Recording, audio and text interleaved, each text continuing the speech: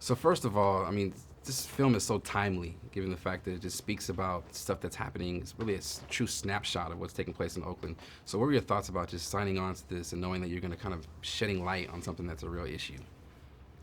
I think we've been writing it for the last 10 years, so I think for us, it was really about putting Oakland on blast. Like, it was really about, like, how can we showcase this city that we love so much in a way that's honest, in a way where you can appreciate the complexity of the city, and by extension, the surrounding areas. We hope, this is a pretty Oakland-specific snapshot. Yep. And obviously, San Francisco, Oakland watched San Francisco undergo a full change, sort of as well before we started. You're from San Francisco. That place is unrecognizable. It's totally changed. I mean, what are your thoughts about just that and the importance of kind of making sure you take ownership over something that you know and love and not letting it, get sold off for money, ideally?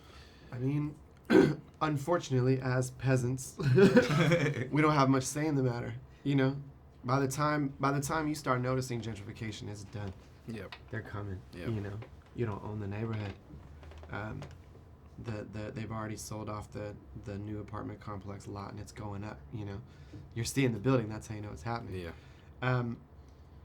But I think the conversation that we as communities haven't figured out how to have is, like, gentrification is going to happen. Right. People move around into different neighborhoods. Everyone is trying to find the best lives for themselves.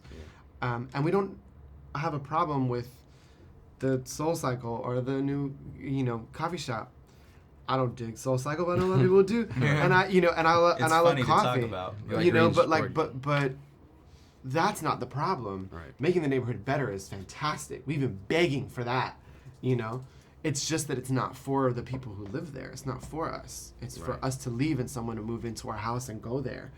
And so there's got to be a better way for cities to improve the way that they are without displacing the people that make it what it is. Yeah. And that's the conversation that's most fascinating to me. Is I look at San Francisco and I'm just like, there was a city once of San Francisco that had so much charm and originality and so much, like, political history. Yeah, absolutely. And now it's just a bunch of people who live on top of a graveyard of San Francisco that know the history but weren't a part of it. There's the roots aren't there, and the few that are so, they're holding on for dear life. Absolutely. And now we're going through that in the East Bay. Yeah. So there's got to be a better way Absolutely. to improve the country without pushing poor people further down. For sure. You mentioned the history of politics in San Francisco, and also there's a lot of politics in Oakland, from the Black Panther Party. I see. The Black Panther right there. I mean, so I got my Superman resist on right look at here. this. Look at this. I mean, all times, there's a certain level of pride that I feel like, everybody has pride where they're from, but there's something about the Bay Area that's uniquely special given the fact that we have this rich political history. So knowing that as filmmakers and writers, what's your responsibility, do you feel like, to tell the story in a way that is going to help to change the narrative and ultimately people to understand history? Yeah, I think we come from that. We come from a background where the art is about change and about social change and about so we've always been part of that discussion. I think to me at this point, kind of the best thing that any artist can do is to just make sure that everybody in your movie is smart.